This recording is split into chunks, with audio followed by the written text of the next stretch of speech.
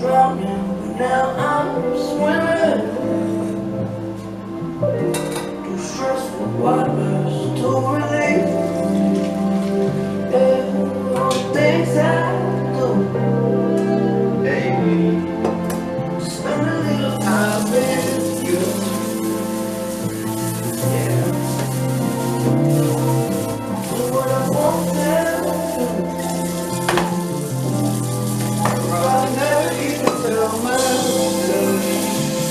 Mac Miller, baby.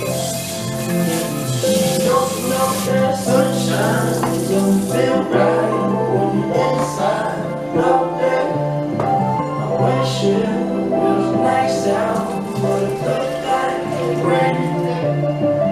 Gray skies are drifting, not living forever. They told me the road gets better. My regrets look just like text messages. I got neighbors and we're like strangers, we could be friends. I just need a way out. My head, I'll do anything for a way out. My head.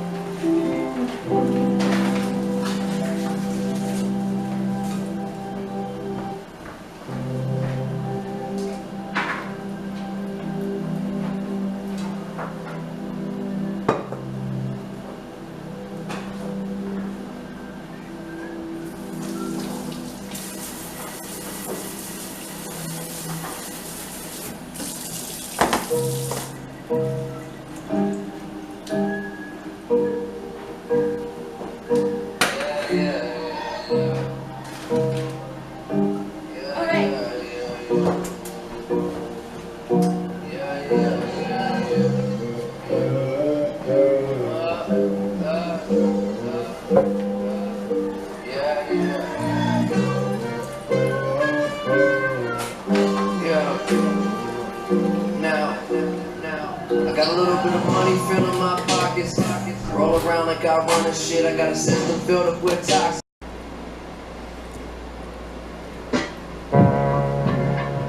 Alright, so I got a quart of goat's milk that I just harvested this morning. And right now I have it in a pot. Heating it up to 180 degrees. And I'm whisking it so that it doesn't get stuck to the bottom or to the sides or anything.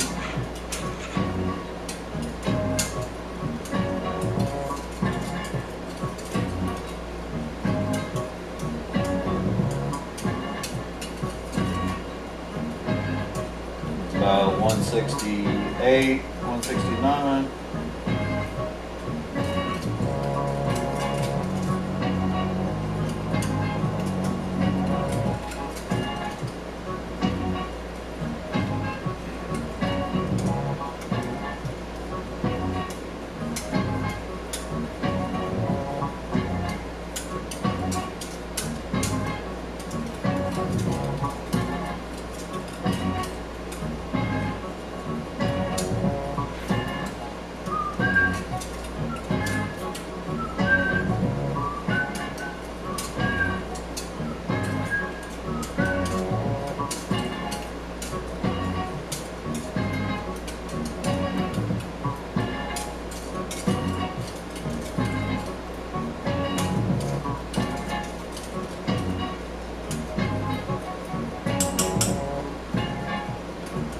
Alrighty.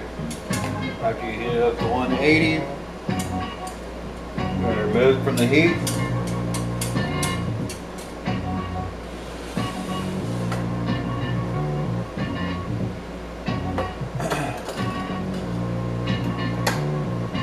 Turn your heat off. After you heat it up to 180, you're gonna remove from the heat and you're gonna let it cool down to 108 degrees. So that's gonna take a while. Probably about 10 to 15 minutes or so. Just let it, you have to wait the whole process. After it gets to 108, we'll insert, or I use Yo Gourmet for my starter, my culture. You just need 5 grams for 1 quart. So each one of these sizes is 5 grams. And then you mix that in, let it sit for a couple minutes.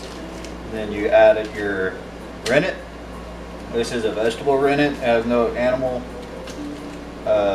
byproducts in it, so it's vegetarian. My wife's vegetarian, so I'm going this route. I had to play with the recipe because it's different than the animal rennet one, but I've got it down pretty well with how I'm doing it.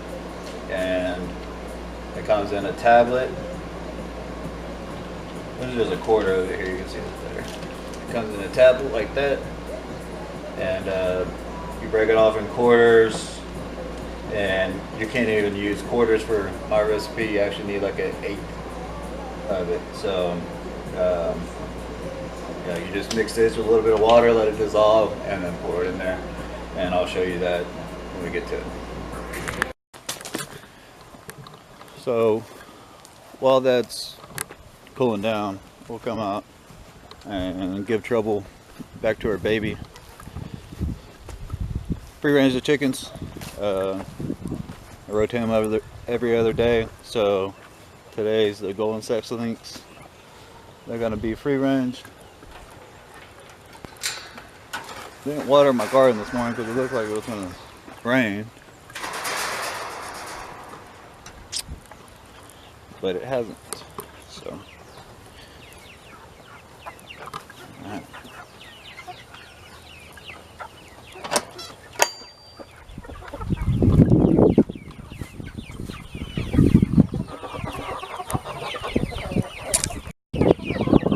There you go. You ready? Come on out.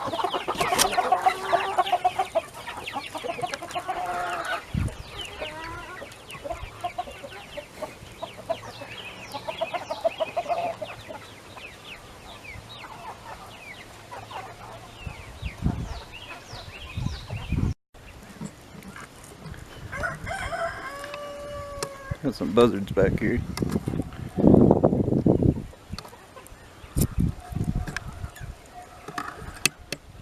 Walking around.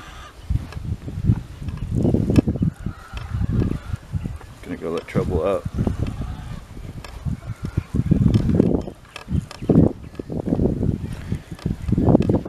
Oh, Stein. The little lamb's name's Stein. That goat's dead. Dead goat. Just kidding. She's sleeping. Dead sheep. Boo. Boo, boo, boo, boo, boo, boo, boo.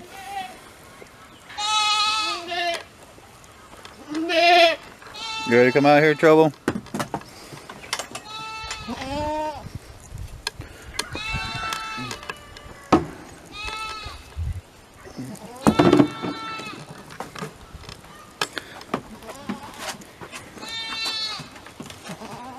The only thing good about having horns on your goat is that you can use them to guide them. It's like a lead. Get back, get back, get back.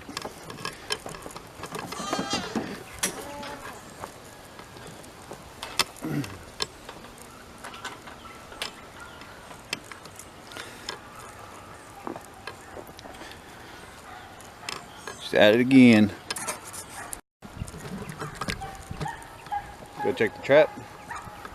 See if we got anything today. Check it every day. Creek. I'm gonna clean it out some more. I've been working on it slowly, but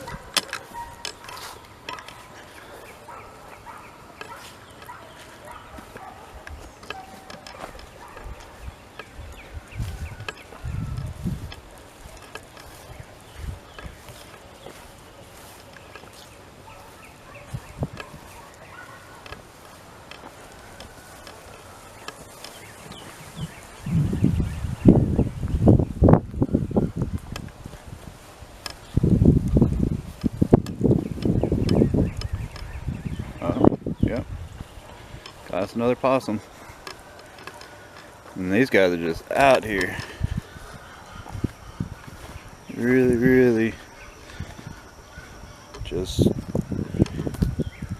trying to kill her stuff. So yeah, that's number 2. Right there. So we're gonna take care of that too. But at least I'm getting somewhere finally with these traps. Jeez. It's crazy what's in your area and what will eat your chickens. You'd be amazed. Well, the year I've lived here, I've lost so many chickens. I mean, probably over 100. It's really messed up. Especially when a fox gets a hold of your chickens. They don't even kill them to eat them. They kill them for sport. And they'll just leave their carcasses and their feathers, and it'll look like a slaughter. Just having all over your yard, feathers and heads everywhere. It's terrible. Very terrible. Especially when you work so hard on raising them, incubating them and everything, and it just all goes away in one day. Really hard pill to swallow. Yeah, so I want to show y'all this part of my property. I haven't took a video of it yet, but this is where I gotta fix it. This culvert isn't ran right, so I'm gonna rent a backhoe and take care of that in the future. But this is where my stable's at. This is where they go and get out of the rain, and another part of my property over here.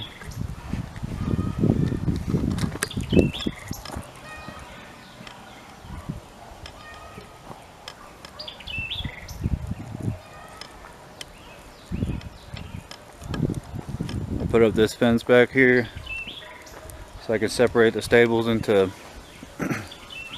2 different pens. I was talking about how I'm gonna have a culvert back here with a bridge to allow the animals to go out to the pasture separately when I have them separated. And this barn needs to be torn down and redone so bad, but that's in the future. Regular barn.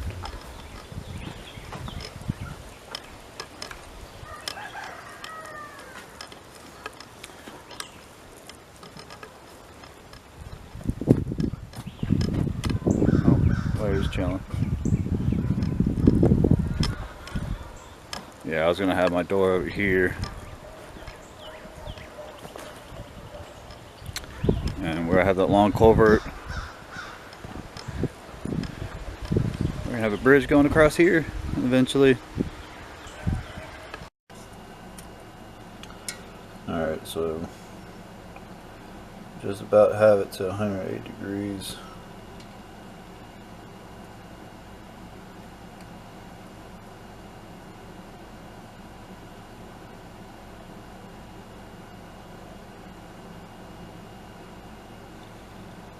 So yeah, that's good.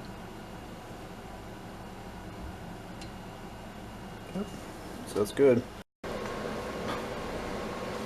Once you have it to 108 degrees,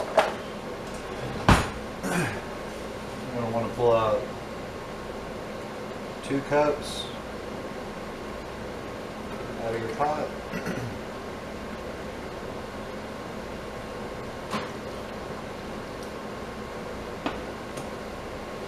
Like so.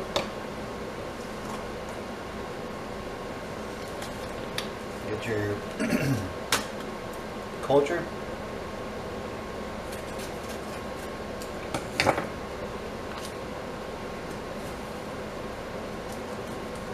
Pour it in there.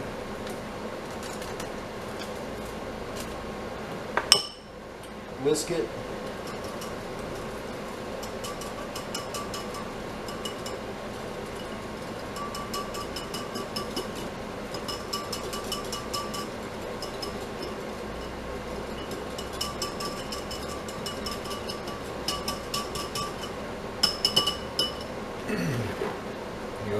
let that sit for 2 minutes.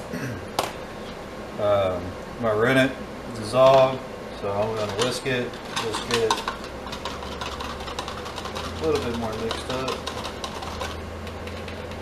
Get it ready. Alright, so after 2 minutes, you're going to mix it back in. The rest of your milk. Pour it in. Whisk it in real good. By this point, it should already start curdling. You can kind of see how it's getting thick already on my whisk. And add your rennet. Whisk that in there.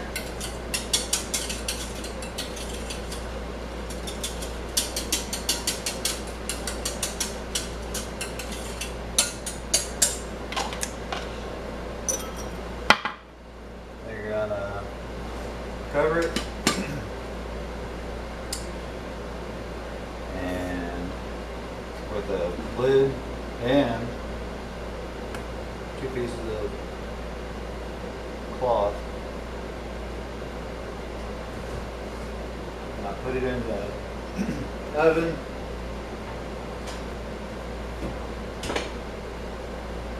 With the light on.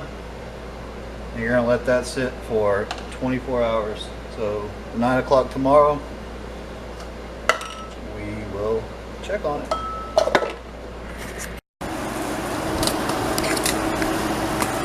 So you might ask, what's the hardest thing about running a homestead, about having a farm, or just some land in general? It's not the animals or anything like that. It actually is mowing the yard and making sure this thing works. Because until I get a commercial lawnmower, one of those 0 turns, I'm gonna have to fix this thing. But it seems like every month. Those things break down all the time. But I became pretty good at identifying the problem and troubleshooting it. So far so good. I hope it keeps going.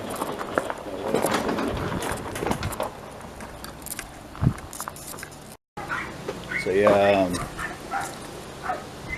pretty much around this time of the year, you have to mow your yard every single week. The grass is so lush, and if you give it any more time than a week, then you're gonna have big old piles of built up grass in your yard. And if you ain't got no farm animals, then they're not gonna eat it. So then you're gonna have to rake it, or just leave it there, and it's gonna kill your grass. So if you stay on top of it, it makes it easier.